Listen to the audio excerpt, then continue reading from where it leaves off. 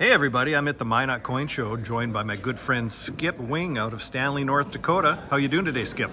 I am doing excellent. Always a pleasure to see you and visit with you and do a little business with you, Josh. Wow, likewise, I appreciate that. We're in co-opetition, remember that?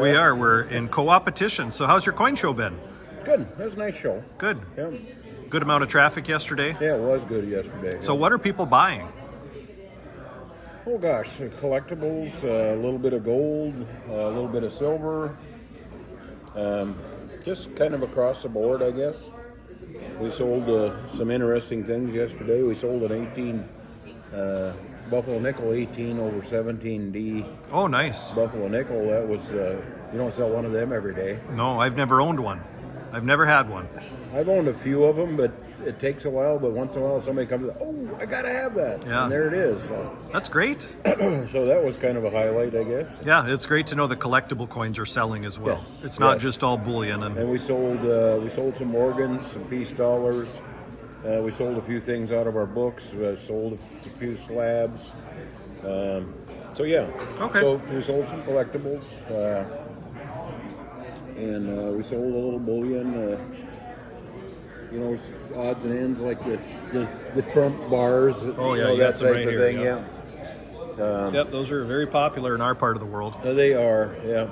Nobody ever asked for a Biden one or a Harris one. It's odd. Haven't had it happen either. So how's business in your store in Stanley? It's actually pretty good. Okay. It's pretty good. It's not gangbusters, that type of thing, but considering it's a small store in the middle of nowhere, it's not bad at all. Yeah. I'm very pleased with it. We get a little traffic coming in, and we're getting, even just this last week now, had somebody new come into the store that had seen a YouTube video with us visiting with each other. Great. And came in and did a little bit of business and so on. So, and we have sellers and we have buyers. The higher prices have kind of sorted people out a little bit. Those with real conviction are still buying, and those that all of a sudden see the high prices as an opportunity to sell some stuff they have, to either do a vacation, pay some bills, or just cash out, are doing that. So you're seeing kind of both sides of it. But those that are have true conviction are still buying. Yeah. I'm seeing that too in my own shop.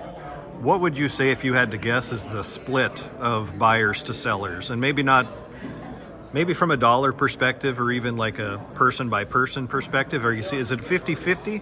I mean, are there some days you're buying, let's just say, $50,000 and selling $50,000, or is it heavily weighted one way or the other still, despite the increased people selling? Well, every day is a little different. I mean, Right. You might buy a lot more one day and sell a lot more the next day or whatever. But it's kind of averaging out. I mean, thank goodness we're managing to manage the process. Let's put Right. it that way. That's a poor use of words, maybe. But I understand what you're saying. So you haven't found yourself, maybe on a certain day, but maybe throughout the week it evens out, that you're inundated with too much inventory, or you're inundated with too much cash and a lack of inventory because you're able to replace a lot of it across the counter. Is that what's happening? We're usually not short of inventory these days. Okay. We've had to manage our cash carefully, and even dig down in the sock once in a while for a few days until somebody comes in and picks up a little extra or something. Right. So, Yeah, I think we're all in that situation. Yeah. I've been there too. In just terms, fair warning to everybody: the sock is only so deep. yeah, and sometimes there's holes at the bottom. How'd that mouse get in here? Yeah. So, let's talk about the sellers again, because I know that's where a lot of people are at right now with these higher prices. They're maybe considering selling. Maybe they've done some selling themselves to take some profits.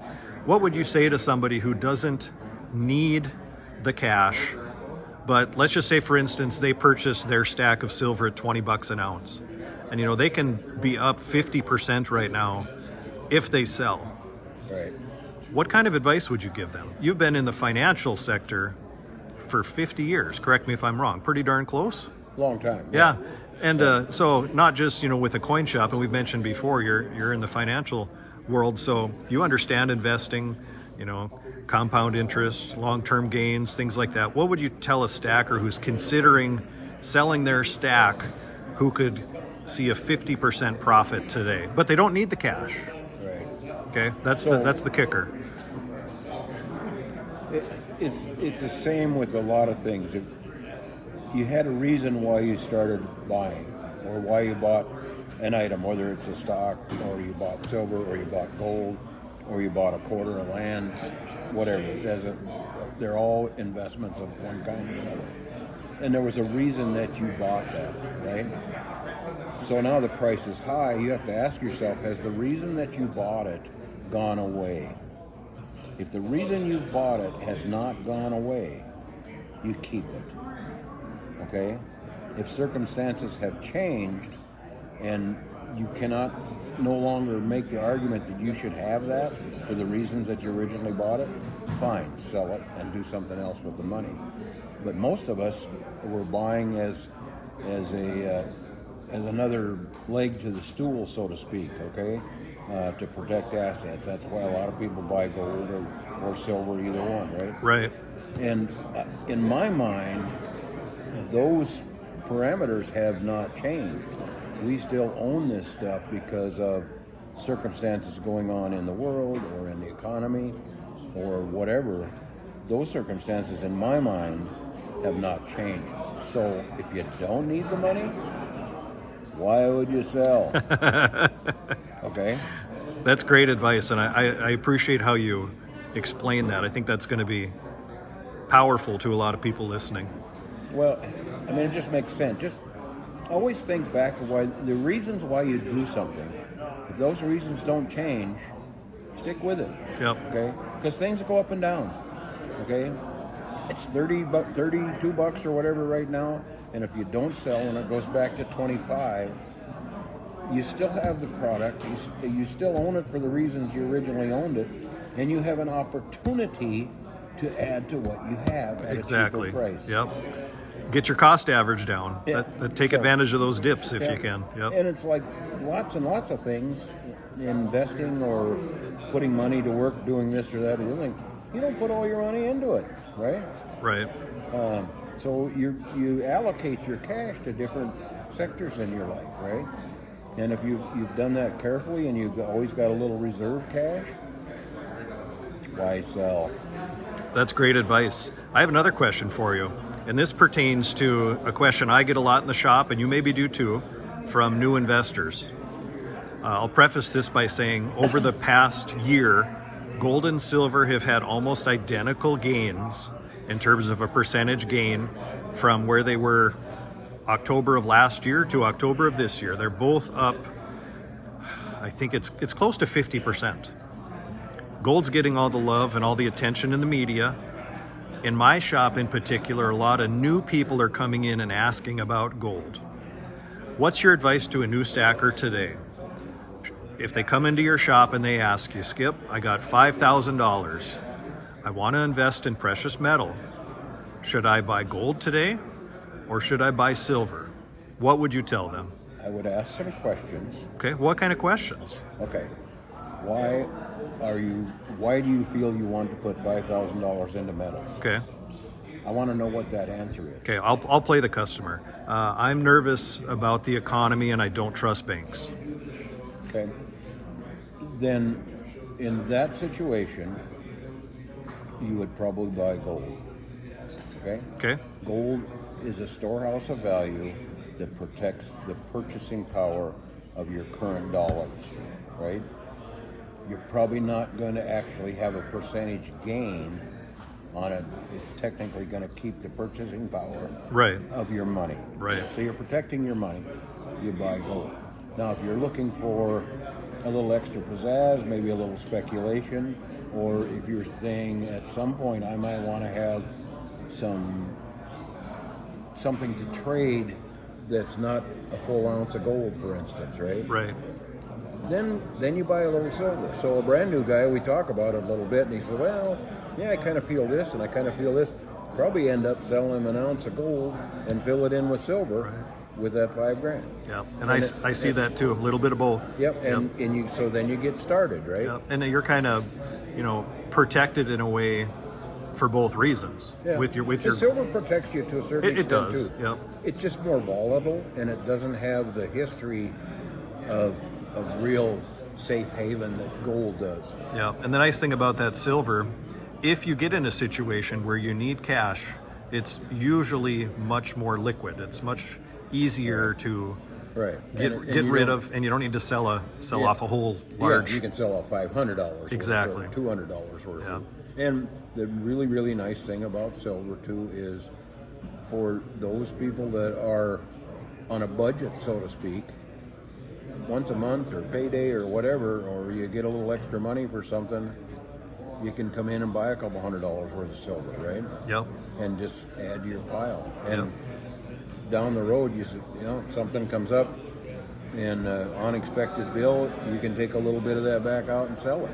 Okay, you can use it as a savings account. Yeah, and many people do. And do you see that in your store? Oh, absolutely. Yeah. Yeah, I feel like a little bank some days. Well, yeah, and that's kind of a new identity that we all have in the coin business who have physical storefronts. Is we are people's banks. Yeah. We will take their cash and provide them metal.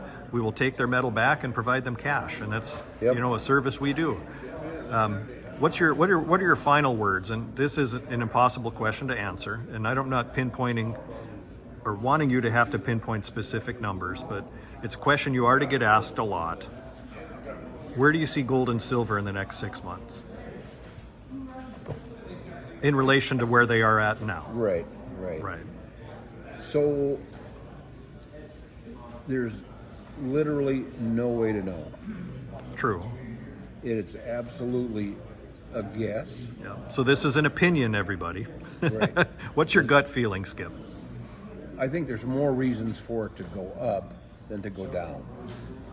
But like I said, there's no guarantee. It could go back down. And at some point probably will, right? Yep. Who knows? But there's a lot more reasons for the metals to be stronger than there are reasons for it to go down. I'd say like an 80-20 ratio. Okay. If I was to put a ratio to it. Sure. Right? So there's a possibility it's going to drop back. But there's a lot better chance that there's going to be buying pressure on it in the future, which drives prices up. I thought of one more question as we're talking here. You said you had one more. I know. There's always one more, though.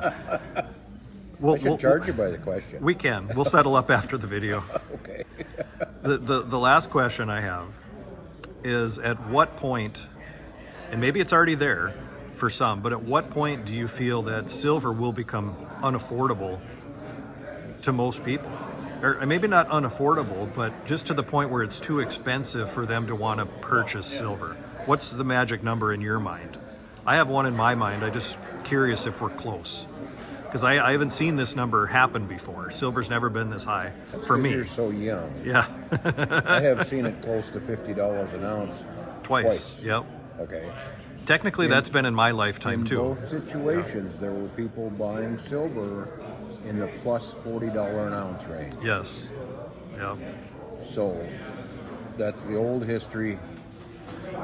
And it all depends on what the circumstances are. What is causing it to go up, right? If it's a bubble, people get a little nervous. But if it's a steady climb and looks like it's going to keep going, you're going to still have buyers. I'm going to press you for a number. Is it 50? Is it? But I mean, in 2011, it almost hit 50. In 2024 dollars, $50 now is probably 80 or 90. Right. I mean, is that the new number? Is 100? I mean, I think at some point we could get to where it's going to be viewed as unaffordable or not a good place to put cash. I don't think 50 is the number. Okay. I would be real concerned about a ceiling at 100, just because that's such a mental thing. Triple digits. Yep. It's triple digits. There's all kinds of things about tripping over 100. Okay.